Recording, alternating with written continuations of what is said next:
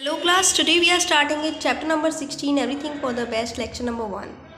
In ancient time there was a rich and powerful king who ruled over a vast kingdom. Pratap Singh was his advisor as well as a close friend.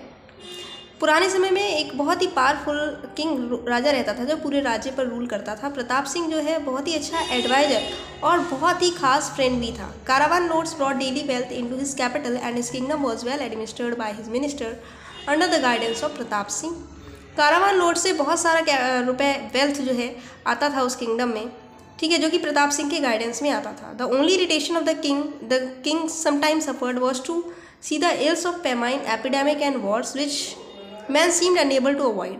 ठीक है, और हर बार जो irritation होती थी, जो problem होती थी, वो ज़्यादातर एपिडेमिक से रिलेटेड होती थी या फिर वॉर वगैरह हो जाते थे उससे रिलेटेड होती थी. He could not reconcile this with Pratap Singh's oft-repeated belief that everything is for the best.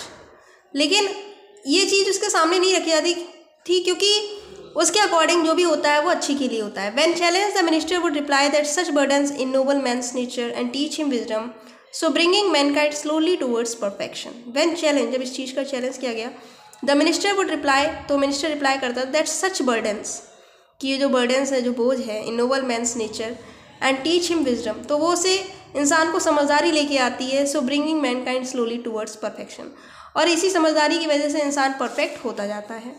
The man was optimistic to the core and no hardship in the life.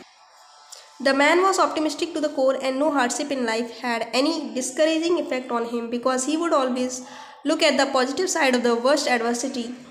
The man was optimistic to the core and no hardship in life, कि मतलब उसकी ज़िंदगी में कोई भी क्या hardship नहीं थी, कोई भी कठिनाइयाँ नहीं थी. हैड एनी डिस्करेजिंग इफेक्ट, कोई भी ऐसा इफेक्ट नहीं था जिससे वो डिस्करेज हो सके.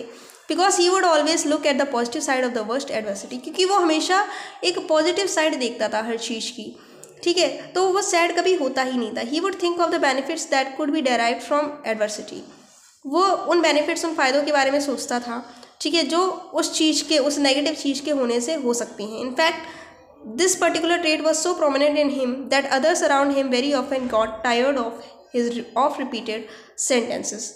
और ये फैक्ट जो है वो उसकी आदत में इस तरीके से पड़ गया था कि जो भी लोग उसके आसपास होते थे वो भी बहुत थक चुके थे उसके इस सेंटेंस से. One day the king and Pratap Singh went out riding on a hunting expedition to a dense forest. They pursued a deer in the forest and was soon lost deep in the jungle. एक दिन क्या हुआ, the king and Pratap Singh, king और प्रताप सिंह दोनों ही riding पे गए on a hunting expedition to a dense forest, एक घने जंगल में गए.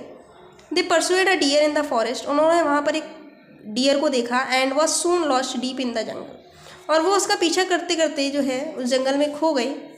फीलिंग थर्स्टी एंड हंग्री, भूखा और प्यासा होने की वजह से, they began to look for water, वो पानी ढूंढने लगे. At length they discovered a solitary wood Apple.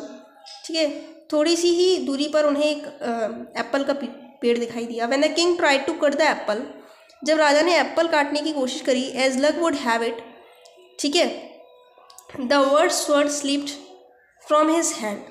तो एकदम से क्या होता है कि जो स्वॉर्ड जिससे वो काट रहा था वो उसके हाथ से फिसल जाती है. And he cut off his finger, जिससे कि उसकी फिंगर जो है वो कट जाती है.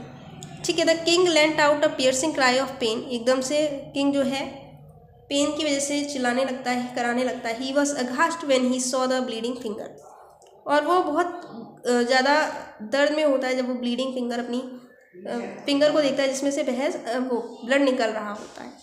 The minister who came running, minister जो कि भागते हुए आ रहा होता है, वो किंग से पूछता है व्हाट्स द मैटर, क्या हुआ your majesty. The king pointed to his severed finger, तो किंग अपनी फिंगर को दिखाते हुए बोलता है, and the sword that lay on the ground, और वहाँ पर एक स्वॉर्ड, एक तलवार पड़ी होती है, उसको दिखाता है, एक स्वॉर्ड पड़ा होता है और एक अपनी फिंगर को वो दिखाता है. ठीक है, यानी समझाने की कोशिश करता है कि मेरी इससे फिंगर जो है वो कट गई है. तो बेटा नेक्स्ट हम लोग जो है लेक्चर नंबर 2 में पढ़ेंगे. Thank you class.